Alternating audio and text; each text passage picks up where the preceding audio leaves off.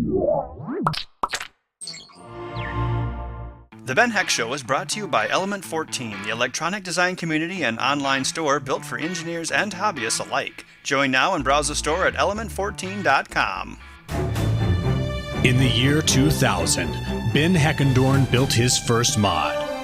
We can rebuild it. Smaller, better, portable. Since then, he has continued his work, helping those in need with creative new projects. If you've got an idea you'd like to see built, why not send it to the Ben Heck Show? Hello and welcome back to the Ben Heck Show. On this episode, we're going to be working on some video game controllers for accessibility. The first kind we're going to make is a split controller. Sometimes people have difficulty bringing their arms this close together to play a normal controller, so we're going to split one apart for them. The other kind of controller we're going to work on is a standard single-handed controller. If you've been interested in working on something like this for one of your friends or someone that you know who might need it, this episode will be a great primer to get you started. But that's not all. We're also going to have a special guest, pinball design legend John Popaduik. He's going to tell us about his history in the industry, some of the games he worked on, and also some of his design secrets. Let's get started, shall we? So the first thing we're going to start with is a split controller. Now I've had several requests for this, and the premise is when you play a video game, you've got your hands together like this playing, but some people, through a physical incapacity, they can't necessarily bring their arms that close together. So they've asked for split controllers, which is one controller. We've got half of it here, and the other half is over here, and you can do whatever you want. Now I actually did a prop for a movie once called I Hope They Serve Beer in Hell, where they had controllers like this, but that was for a movie prop. It actually did work though. So we've got to do something like that, but I think what we can do is basically take one of these controllers, saw it in half, and stretch it out with some wires. I usually take the rubber motors out for these accessibility controllers. Makes it lighter and easier to hold. Now clearly we can't cut this board in half or become completely non-functional. But what we can do is we can put the entire board in the left controller and then duplicate this, and this onto the right-hand controller. Now it's something kind of strange, the Xbox 360 controllers, they vary sometimes. There's usually two types. There's one where the buttons are wired up in a certain matrix, and I believe that's the original Xenon design. You see that in the original Xbox 360 controllers, all of the wired Xbox 360 controllers, and it's weird, it's kind of started to come back. This one has a Xenon pattern. The ones that are easier to use is where there's just a one signal per button, and then the other side of the button goes to ground.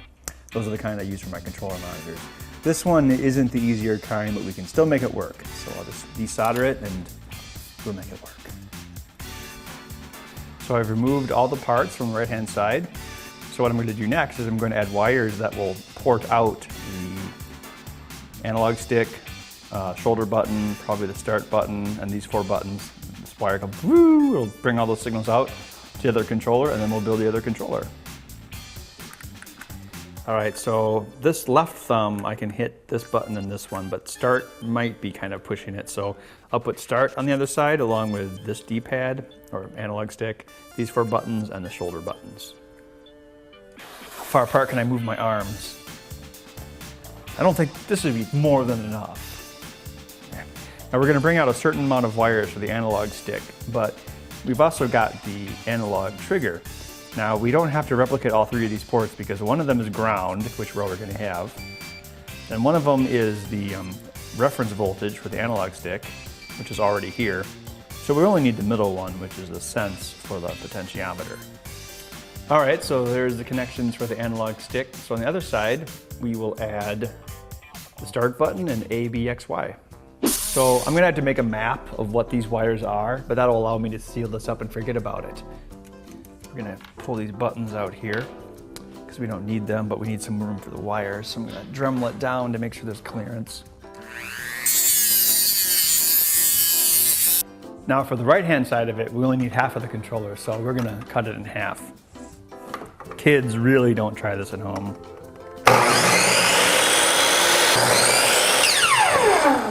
Ah, that worked pretty well, actually. And look, no blood.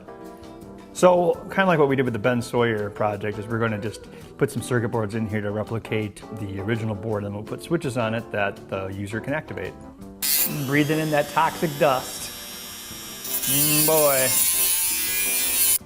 Okay, so these buttons are working okay. Now I'm gonna put the analog stick in place. I'm gonna eyeball this and make sure it's centered and straight. Looks pretty good.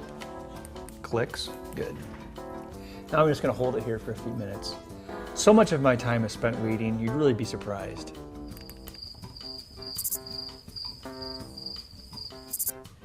Look at that, I just crammed that tack switch in there and now we got a start button. Sweet. So here's all our connections we made on the new side of the controller. So we just attach the ribbon cable to these and we should have a complete controller again. Let's make sure I have enough room for the analog stick, so I've got to keep these wires pretty flat. But soon this will be done. Don't worry, I'm not going to cut my eyeball out. All right, so some of this is the same. So this is the positive voltage and that's ground. So I'm going to actually hook these up here to some of the analog connections because they do the same things. I think it should work. All right, well, we've got half of the controls here and half here, so there it is, a split controller. Let's move on now to another type of accessibility controller mod.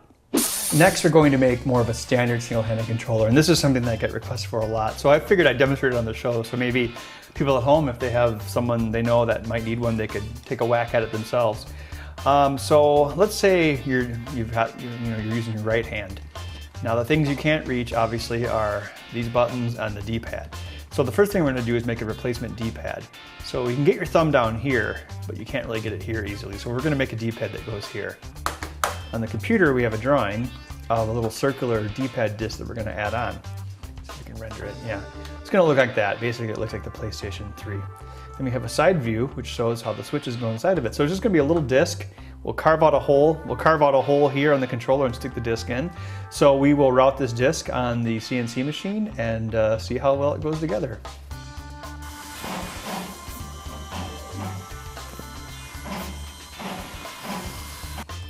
So this is pretty simple. We have a bottom portion, which is going to have the switches in it.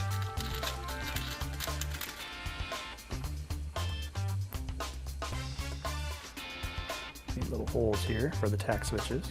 See that? Then the control goes on top of that, which is another little piece, and then we put the lid on top. It really does fit. And then, bam, we get a little D-pad, see? You can hit every button. So I'm going to stick it right here at an angle, so it means I have to carve out a gap here, which I'll do now. So we're just going to do the world's oldest trick here, where we kind of carve a little groove in the plastic, and then when you bend it, it'll break off at that groove. This Dremel disc is almost exactly the same size.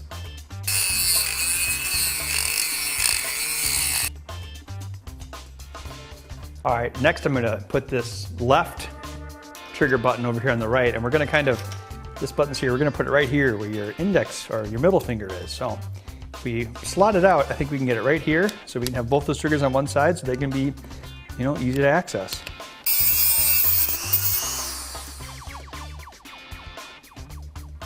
So there we go, the miracle of miracles, hot glue. Next, we're going to attach some wires to these D-pad connections so we can bring it out to this new D-pad. Then we've pretty much got everything except for the left shoulder button here. We're going to actually put this right down here so it's easier for the user to get at.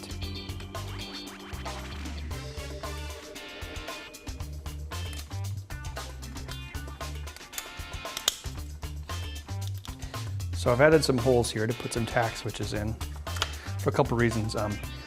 One is going to be the left bumper, so they can hit it from that side. And the other one's going to be the left 3 button, like when you push in that stick. All right, we almost got it all now. Put that in there.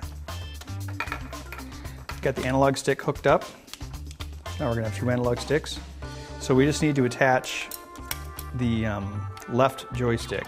So what I do with these is we actually attach the other joystick here, so you can move, by moving this up and down, you can control your character by pushing it against your leg. So we actually have to wire this in reverse. So this is up, this is down, this is left and this is right. So we'll have to be careful when we wire it, but I should be all right.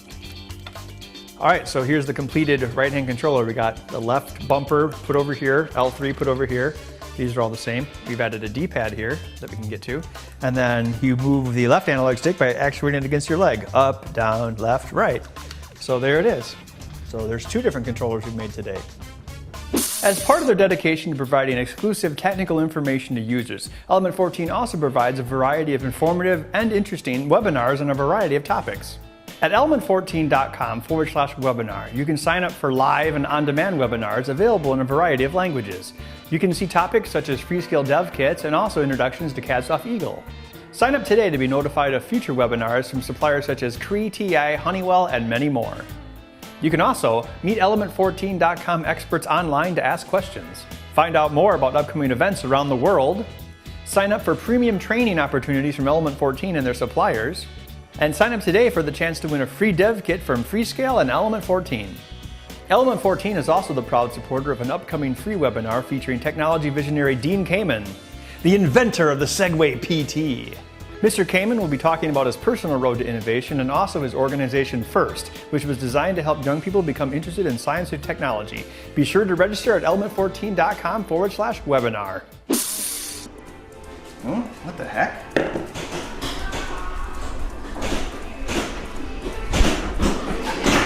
What's going on in here? Hey, who built this thing? There's a ball hang up. Well, the ball hang-up doesn't look as bad as the ones on Circus Voltaire. Okay, well, we're here with John Popaduik, Pinball Designer. Why don't you tell us a little bit about your history and what you did? I'm a pinball designer. I work for Williams Valley Midway in Chicago, designing games like Circus Voltaire, Theater Magic, and just got my start just kind of modding and hacking and building stuff at 6 years old. Out of wood, clothespins, and moved along and found some books on pinball and wrote letters to the people that worked at that time at Bally, and they invited me out for a tour to visit the pinball division in Bensenville, which was, they never invite people for a tour, and then after the tour... So it was like Willy Wonka and the Chocolate Factory. Yeah. Tell us about what you did specifically at these companies. What was your role? And I know you did quite a few things. They taught you to do a lot of things. But yeah. What you did and maybe your design philosophy. At Bally, we would build a whitewood first, and if it played well, it would go into the whitewood room, and then marketing would come down and they would pick. They would say which game is the best playing, and they would attach the theme to it. So much different than how we worked at Williams, where we would create a theme and then build the game around the theme. So magic theme or circus or amusement park. Yeah. Those are good themes. And then just start to hand sketch full size. So I don't design on the computer, I design on a giant sheet of paper. Because you can waste a lot of time on the computer, I found. Well, you don't get a nice, like kind of a nice form to the ramps. Like So do you draw it full size? Oh, full size. Interesting. So I'll glue the flippers down and I'll have a straight edge and a piece of rubber. Actually, you know, looks like this with a rubber, like a pinball rubber on it.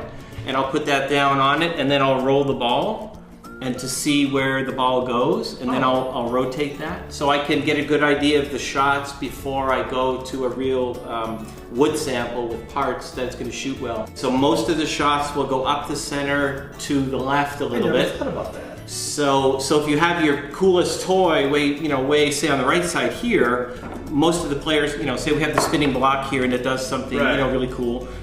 Most players are never going to hit that. It really needs to go up here. And then my secret, which I don't tell anyone, is basically nothing is symmetrical. So even on the slingshots on the bottom, the posts are always skewed a little bit. Really? And even on the outlanes, everything is off a little bit to just randomize the play a little more. I don't copy over in CAD the complete, everything's fudged. So even your Italian layout's a little off? It's all off. Interesting. It's all off, 1/16 of an inch this way. Well, John, thank you very much for coming to the shop. It was great having you. And I hear you have your own little venture going down in Illinois. So I have a secret studio, yeah. Oh, So I'll have to come see it. you have to sign an NDA before you can enter. So no cameras allowed. They'll be like, no, don't come in here.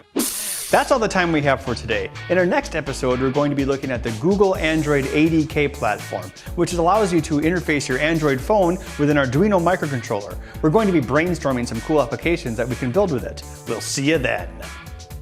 Stay tuned at element14.com/TBHS, where you can join the discussion, suggest builds for the show, and even have a chance to win upcoming builds. Remember, you can always email build ideas to benheck@element14.com. Thanks for watching.